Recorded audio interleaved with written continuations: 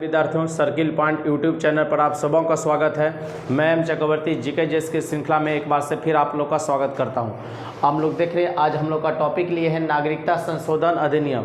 नागरिकता से ही संबंधित है। नागरिकता संशोधन अधिनियम 2019 में जो लागू हुआ था उसके क्या प्रावधान है उसको हम लोग देखते हैं।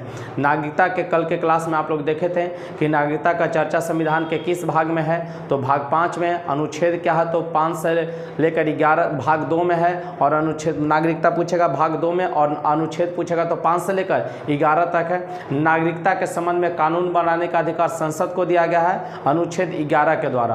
तो आपने से जो बच्चे नागरिकता का पहला क्लास नहीं देखे हैं तो यूट्यूब पे से जाकर आप उसको देख सकते हैं। और हम लोग आज देख रहे हैं नागरिकता संशोधन अधिनियम 2019।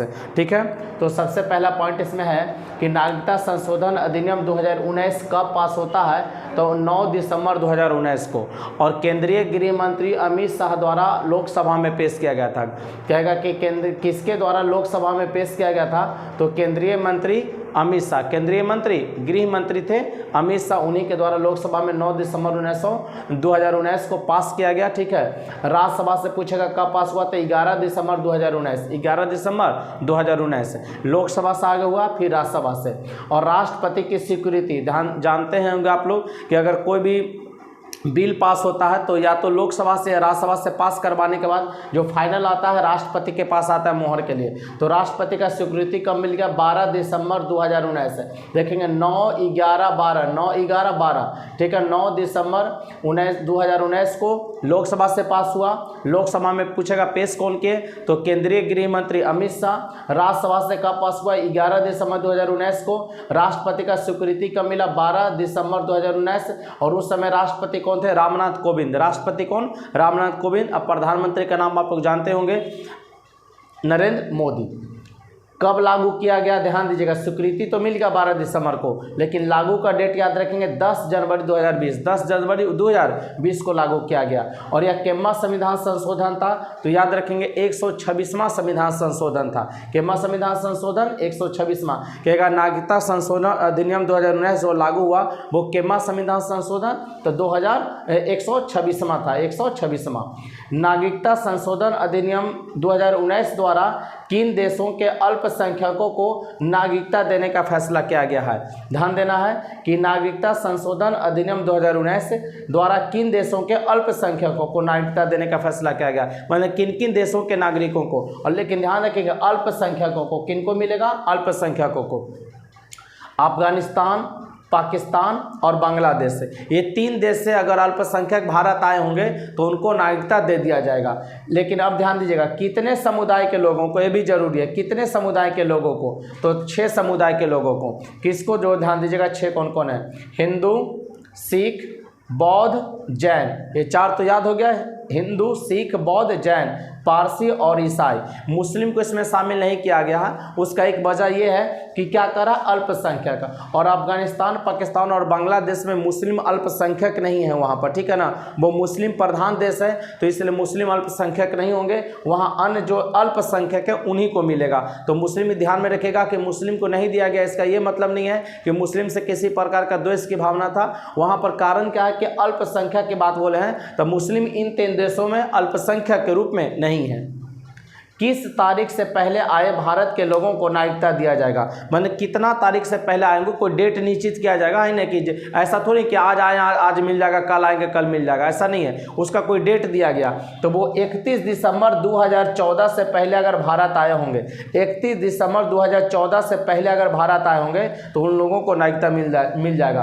किस तारीख से पहले भारत आए लोगों को नागरिकता दिया जाएगा, तो 31 दिसंबर 2014। 31 दिसंबर 2014 से पहले आएंगे तो नागरिकता मिल जाएगा। किस प्रक्रिया द्वारा मिलेगा, देशीयकरण प्रक्रिया द्वारा। किस प्रक्रिया द्वारा मिलेगा, देशीयकरण प्रक्रिया द्वारा। अब देशीयकरण प्रक्रिया क्या है, अगर कोई विदेशी नागरिक जो कि वयस्क है, ध्यान दीजिएगा, अगर कोई विदेशी नागरिक जो कि वयस्क है और अपने देश की नागरिकता त्याग कर चुका है, अपने देश का नागरिकता त्याग कर चुका है, आवेदन करने से पूर्व वो 1 साल से भारत में रह रहा हो और कुल मिलाकर 7 वर्ष से भारत में रह रहा हो और आवेदन करने से पहले लगातार 1 साल रहा हो, ठीक है ना। अगर ये सब कुछ कंडीशन फुलफिल करता है तो उसी को देशीयकरण प्रक्रिया द्वारा नागरिकता दिया जाएगा। और 8वीं अनुसूची, ध्यान दीजिएगा, कहेगा देशीयकरण प्रक्रिया में व्यक्तियों को जो नागरिक विदेशी लेंगे, अधिकार लेंगे, भारत की नागरिकता लेंगे, उनको 8वीं अनुसूची में से किसी एक भाषा का, 22 भाषा है उसमें से किसी एक भाषा का जानकार होना चाहिए और उनका चरित्र अच्छा होना चाहिए। तो देशीयकरण प्रक्रिया से उनको क्या मिल जाएगा, नागरिकता मिल जाएगा। ये देशीयकरण प्रक्रिया का कुछ प्रावधान था। पहला क्या कि वो वयस्क हों और जिस देश में रह रहे होंगे वो अपने देश की नागरिकता त्याग कर देना चाहिए। भारत में 7 साल से रह रहे हों, आवेदन करने से पूर्व 1 साल लगातार वो रहे, ठीक है ना। और कुल मिलाकर कम से कम वो 7 साल तो बोले कि आपको रखना पड़ेगा। और 8वीं अनुसूची में 22 भाषा है, उसमें से किसी एक भाषा का वो जानकार हो। अगला पॉइंट देखिएगा, नागरिकता संशोधन अधिनियम 2019 किस राज्य में लागू नहीं होगा, ठीक है ना। किस राज्य में लागू नहीं होगा, ये जो अधिनियम 2019 में आया था किस राज्य में लागू नहीं होगा, वो कुछ कंडीशन है, ध्यान दीजिएगा। असम, मेघालय, मिजोरम, त्रिपुरा।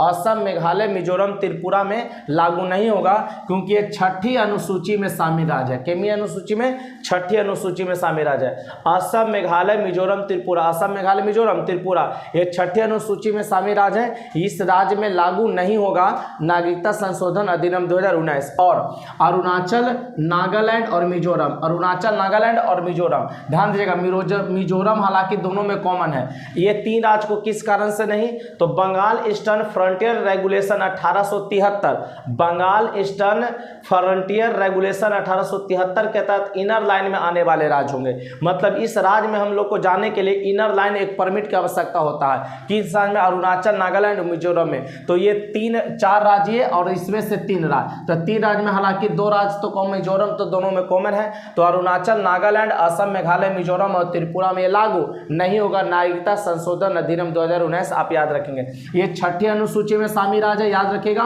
और ये बंगाल ईस्टर्न फ्रंटियर रेगुलेशन 1873 के तहत इनर लाइन में आने वाले राज्य है। मतलब इस राज्य में जाने के लिए इनर लाइन एक परमिट बनता है, तो उस कारण से उस राज्य में नहीं दिया जा सकता है आपको, ठीक है, जो कि विदेशी नागरिकता की बात करेंगे। भारत में प्रवासियों को अब 11 वर्ष के बजाय, ध्यान दीजिएगा, किन लोगों की बात करता है, जो विदेशी भारत में आकर नागरिकता लेने चाह रहे थे, पाकिस्तान के, बांग्लादेश और अफगानिस्तान, उन लोगों की बात कर रहा है। भारत में प्रवासियों को अब 11 वर्ष के बजाय कितने साल रहने पर नागरिकता मिल जाएगी, ठीक है ना। 11 वर्ष पहले था कि 11 वर्ष रहना पड़ेगा, ठीक है ना। तो अब कितने साल रहने पर नागरिकता मिल जाएगी, तो 11 वर्ष के बजाय 5 साल रहने पर ही नागरिकता मिल जाएगा। ये 2019 में संशोधन में बात कहा गया। और ध्यान दीजिएगा, नागरिकता संशोधन 2019 आया है तो सबसे पहले बोलेगा कि नागरिकता पर कानून सबसे पहले कब बना था, तो 1955 में नागरिकता अधिनियम कानून कब पास हुआ था, 1955 में। और इसमें जो संशोधन हुआ 2019, इससे पहले 1986 में, 1992 में, 2002 में, 2005 में, 2015 में, 2019 में, ये बार बार हम लोग का संशोधन हुआ। और लास्ट जो भी संशोधन हुआ है 2019 में हुआ है। नागरिकता संशोधन बिल 2019 के दौरान किस अनुच्छेद में उल्लंघन की बात कहा जा रहा है, कह रहा किस अनुच्छेद के उल्लंघन की बात करता है, तो अनुच्छेद 14, अनुच्छेद 14। और अनुच्छेद 14 में क्या है, विधि के समक्ष समानता, विधि के समक्ष समानता। अनुच्छेद 14 में क्या है, विधि के समक्ष समानता। और विधि के समक्ष समानता जो शब्द लिया गया है, पूछेगा कि विधि के समक्ष समानता, विधि मतलब कानून, ये कहाँ से लिया गया, तो ब्रिटेन से। ये भी याद रखेंगे आप लोग कि विधि के समक्ष समानता शब्द कहाँ से लिया गया, ब्रिटेन से। नोट करके ध्यान दीजिएगा।